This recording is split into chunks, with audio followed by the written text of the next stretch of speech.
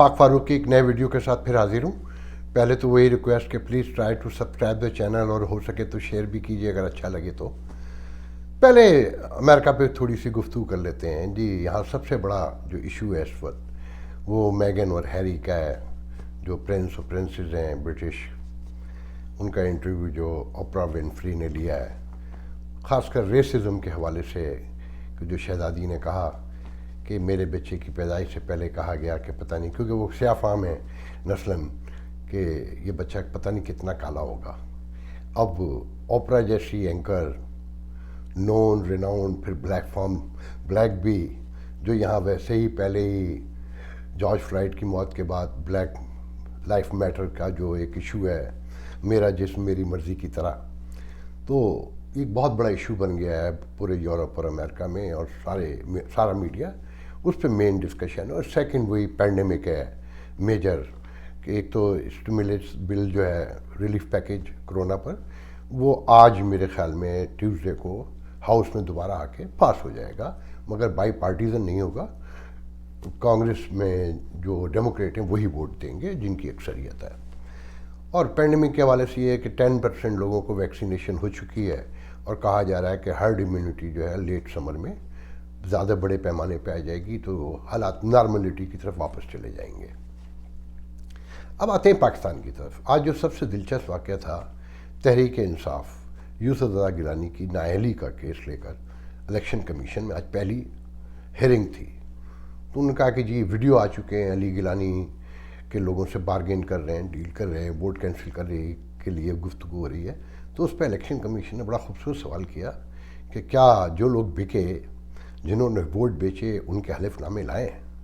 तो वहाँ गड़बड़ा गया कि जी हम वो भी ले आएंगे। और बाहर निकल कर उन्होंने कहा कि देखें, खान खड़ा हुआ है और ये बाज़ार बंद होना चाहिए, मगर ये नहीं कह रहे कि जी हमारे लोग बिके हैं। और अंदर इलेक्शन कमीशन ने कहा है कि रिश्वत देने वाला, रिश्वत देने वाला और लेने वाला दोनों बराबर के मुजरिम हैं। उस पर वहाँ एक सहाफ़ी ने सवाल भी किया, फ़र्रुख हबीब, जो शोला बयान मुकर्रर हैं, कि जी आप उन्हें निकालेंगे जिन्होंने वोट बेचे, उनके लिए क्या सज़ा होगी? और इलेक्शन कमीशन ने उनको अगर नाअहल किया, तो उस पर उन्होंने भाषण देना शुरू कर दिया, मगर सवाल गोल कर गए कि खान तो हाई मोरल पे खड़ा है और वो तो कहता है और वो तो ये करता है फलां, मगर वो असल सवाल का जवाब नहीं दिया। मगर सच्चाई ये है कि अगर ये केस इंसाफ के ऐन तकाज़ों के मुताबिक इलेक्शन कमीशन में फ़ैसला हुआ इस पर, तो 16 से 20 लोग इनके ऐसे हैं तहरीक इंसाफ के जिन्हें नाअहल करार दिया जाएगा, साथ में यूसुफ रज़ा गिलानी के।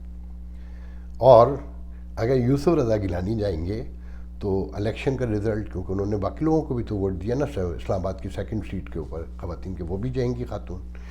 और फिर साथ में खान साहब को दोबारा एतमाद का वोट लेना पड़ेगा कि 20 लोग अगर चले जाएं, तो क्या फिर खान साहब की हुकूमत बचेगी? तो ये सिर्फ प्रोपेगेंडा है, मीडिया को यूज़ करना है आवाम को अपने मामलात से, असल मामलात से पाकिस्तान के हटाने के लिए। इसका एक सबूत ये है कि आज खान साहब ने कैबिनेट के इजलास की सदारत की, तो फ़ौरन क़िरत के बाद खान साहब ने जो कहा कि यूनाइटेड नेशन की रिपोर्ट आई है कि 1000 बिलियन डॉलर सालाना गरीब मुल्कों से जाता है, जो वो एतमाद के वोट वाले दिन भी यही सेम तकरीर कर चुके थे, और फिर वही जरदारी और वही नवाज शरीफ। मगर अपने यहाँ जो मौजूद करप्शन है, इस करप्शन का अंदाज़ा ऐसे लगा लें कि इसके फ़ौरन बाद लाहौर में मेरे ख़्याल में 3 लोग मारे गए। ज़मींदार लोगों ने एक हाउसिंग सोसाइटी के ख़िलाफ़ मुजाहरा किया कि उनकी ज़मीनों पर कब्ज़ा कर लिया गया है। पाकिस्तान में कब्ज़े तो आम है ना, इन 2.5 सालों में, इन 3 सालों में ख़त्म हो गए। पाकिस्तान में तो आपको ये भी पता है ना कि इकॉनमी जो है वो टोटल ज़मीन बेचने पे है। जिसे देखिए, जिसकी जेब में पैसा है, प्लाट ख़रीद रहा है, प्लाट बेच रहा है, तो हाउसिंग सोसाइटियाँ बन रही हैं। हुकूमत भी यही चाहती है कि घर बनाए जाएं, कि कराची में उसको बेचा जाए जजीरों को, तो 200 बिलियन डॉलर आ जाएंगे। लाहौर में रावी के पास नया शहर बनाया जाए तो सरमायाकारी आ जाएगी।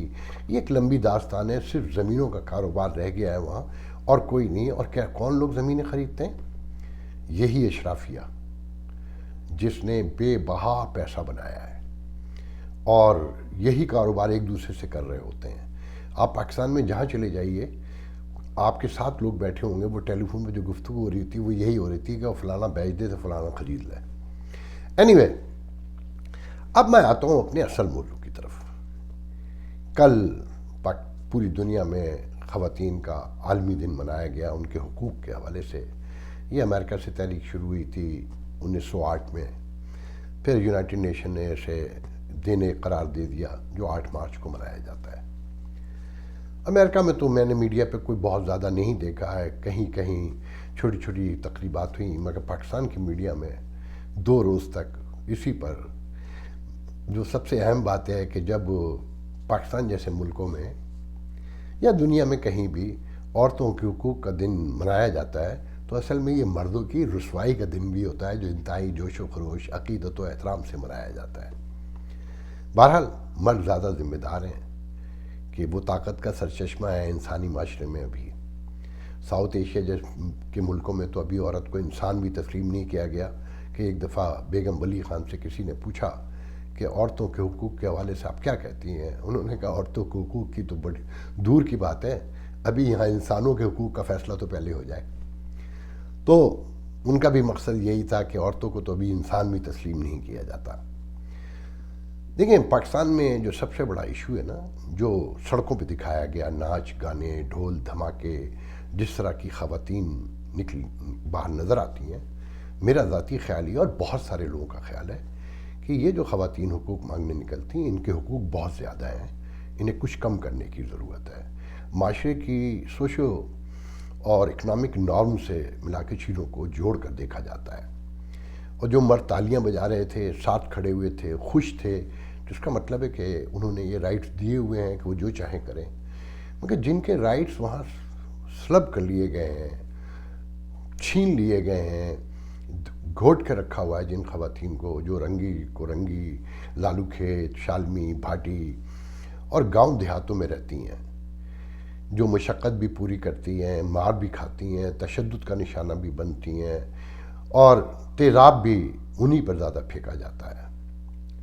اس کے خلاف ان عورتوں کو بھی لے کر آنا چاہیے جو بیچاری جنہیں گھوٹ کے رکھا ہوا ہے، یا وہ سراج الحق کے قبضے میں ہیں، یا مولانا فضل الرحمان کے کہ انہیں جنت کا آسرا دے کر بند رکھا ہوا ہے۔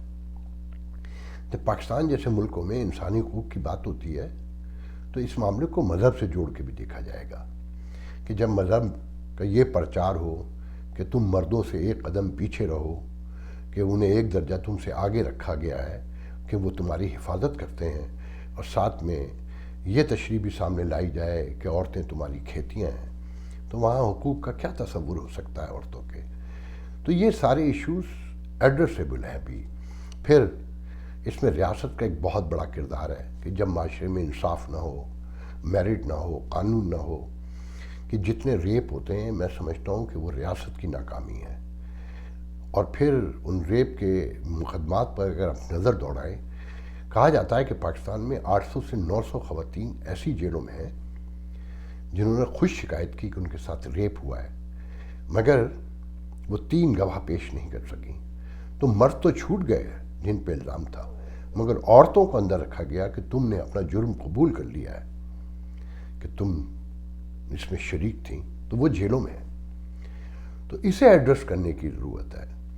میرا جسم میری مرضی پہ جب آپ بات کریں گے تو اگر آپ شادی کے رشتے میں نہیں ہیں تب تو یہ بالکل جائز ہے، مگر شادی کے رشتے میں ہیں تو مرد اور عورت کے برابر کے حقوق ہیں، دونوں کو مل کر فیصلہ کرنا ہوگا کہ کب کس کی مرضی ہے اور کب کس کی مرضی نہیں ہے، اور دونوں کو ایگری کرنا پڑے گا۔ بچے دانی پر مرد کا ٹھیک ہے وہ آپ کے جسم میں، مگر مرد کا بھی حصہ ہے، اس میں حق ہے، کیونکہ آپ نے سوشل کانٹیکٹ کیا ہے، آپ نے نکاح کیا ہے۔ آپ اکیلے خاموشی سے جا کر اسے بند نہیں کروا سکتی۔ میں ایسے مردوں کو خود جانتا ہوں۔ میں نے یہاں اخبار جب کنٹینیو رکھا تو میں نے کوئی تقریباً 15 سال سچے واقعات لکھے اس کمیونٹی میں، عورتوں کے تشدد کے واقعات بھی، لڑکیوں کے بھی، بچوں کے بھی اور مردوں کے بھی، کہ وہ کس حد تک ان کے ساتھ ظلم ہوا ہے۔ تو میں ایسے واقعات جانتا ہوں کہ خاتون خاموشی سے گئیں اور بچے دانی بند کروا دی، शौहर को कई बरसों के बाद पता चला। तो क्या ये जायज़ है? क्या ये कानून और मज़हबन अखलाकन कहीं पर इसके बारे में कोई इस पर गुफ्तगू होनी चाहिए कि दोनों के हुकूक क्या हैं। और दूसरे सबसे पहले तो ये ध्यान में रखना चाहिए कि शादी एक मुतनाज़ा इंस्टीट्यूट है अब दुनिया में। सनती इनकलाब के बाद तलाक़ का रेशो सैकड़ों गुना बढ़ा है। अगर गौर से देखें, आज अमेरिका में हर 13 सेकंड पर एक तलाक़ होती है, 1 घंटे में 266 तलाक़ होती हैं। और इसी तरह सऊदी अरब में 7 लोग शादी करते हैं तो 4 लोग तलाक़ लेते हैं। 1000 में 35 लोग शादी करते हैं अमेरिका में, और इस साल का जो डेटा है, जो लास्ट ईयर का, 14.9 जो है लोग हैं वो तलाक़ लेते हैं। पहले 1970 से लेकर अब तक 15 से अबव था कि 15 लोग 35 में से तलाक़ ले लिया करते थे। और इसमें अलमनाक बात यह है कि पाकिस्तान, हिंदुस्तान का तो तलाक़ का कोई डेटा ही नहीं है। सिर्फ लास्ट ईयर कराची का शो करते हैं कि 11,000 से अबव औरतों ने खुला ली, मतलब अपनी मर्ज़ी से वो जाकर शौहर से तलाक़ ली। और जो रेगुलर तलाक़ है वो कोर्टों में कितनी जाती हैं, जो ज़बानी 3 तलाक़ दे के तलाक़ें होती हैं, उनके बारे में कोई डेटा अवेलेबल नहीं है। और वहाँ एक ये भी तनाज़ा है कि मर्द ने अगर फ़ौरन 3 कह दी तो तलाक़ हो गई, एक बहुत बड़ा माशरे का हिस्सा तस्लीम करता है। और जो शरन कानूनन और जो कानून कहता है वो कहता है कि 1 महीने के अंदर अगर एक दूसरे से कंसल्ट कर लेते हैं, रियलाइज़ कर लेते हैं, तो वो तलाक़ नहीं हुई, बग़ैर हलाला के रह सकते हैं। मगर हलाला एक बहुत बड़ा कारोबार है जो हुकूमतों का काम है कि उसे ख़त्म करे। जो शरन भी गुनाह है और गुनाह कबीरा है, और समाजी तौर पे भी एक इंतहाई करी, और मैं तो कहते हुए भी हैरानी होती है, सोच के वॉमिट फील होती है।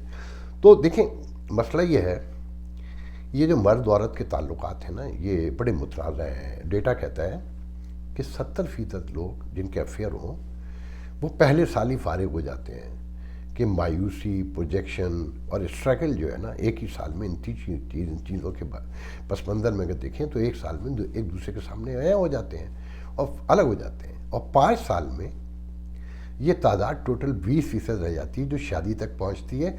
और अगर 10 साल अफेयर हो तो मुश्किल से 1% लोग वहाँ तक पहुँच पाते हैं, जिसे शादी कहते हैं। और इल्ज़ाम है कि मर्द चीट ज़्यादा करता है।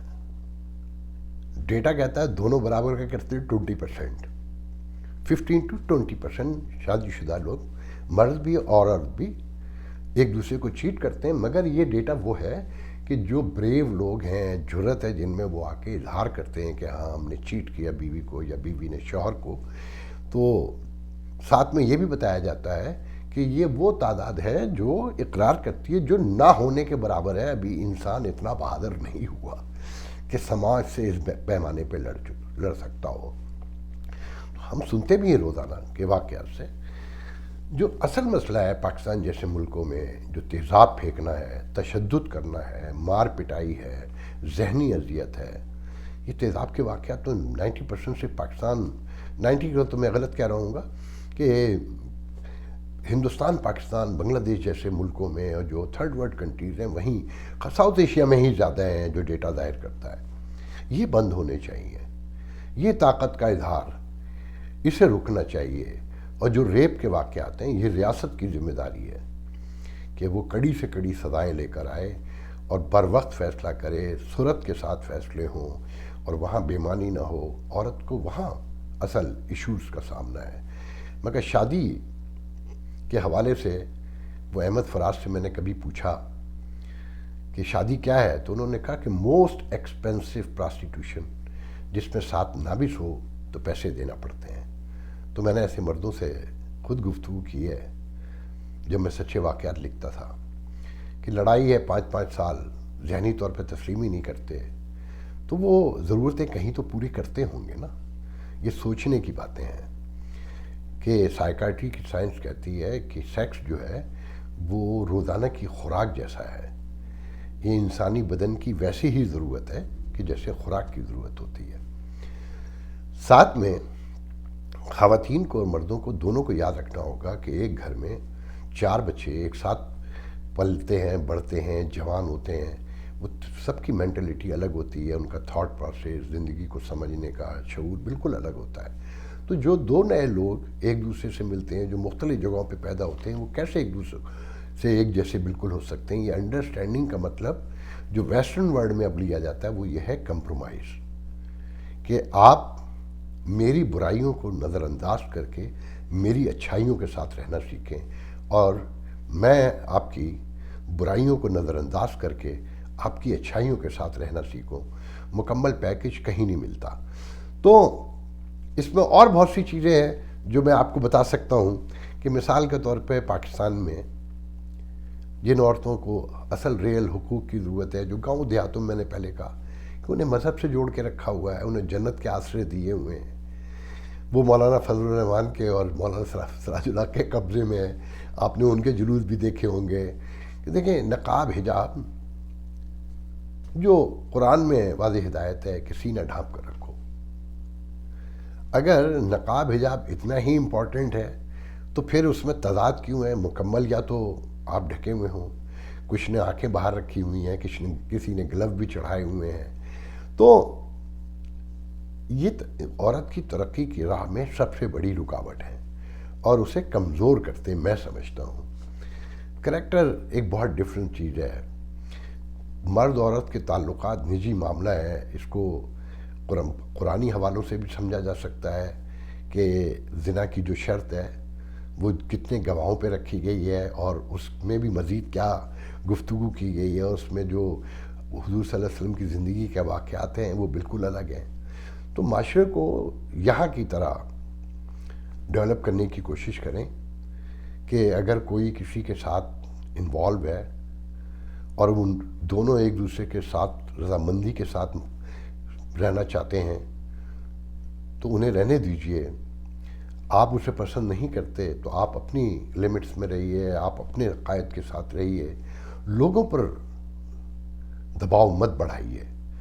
تو بہرحال مردوں کو بھی سمجھنا ہوگا کہ ابھی تو خیر مرد یہ بھی خواتین کو دیکھنا چاہیے کہ مرد ہی ہیں جو ایک دوسرے پہ سب سے پہلے طاقت کا اظہار کرتے ہیں، ایک دوسرے کو دباتے ہیں. یہ جنگیں کیا ہوتی ہیں؟ یہ طاقت بالادستی کی جنگیں نا، اور یہ مرد کی مرد سے لڑائی ہے اگر ایمانداری سے غور سے دیکھیں تو، اصولوں کے نام پر، امن کے نام پر. تو عورت تو کمزور ہوتی ہے جسمانی طور پہ، تو وہ تو بہت آسان ٹارگیٹ ہے. تو ابھی انسانیت کو ترقی کرنے میں بہت وقت لگے گا. گریجولی تبدیلی آتی ہے، تھمتے ہیں آنسو. کوئی ایک لمحے میں، وہ کہتے ہیں نا کہ رونا ہے، کوئی ہنسی نہیں. تو آج کے لیے اتنا بہت ہے. انشاءاللہ آپ سے کل دوبارہ بات ہوگی.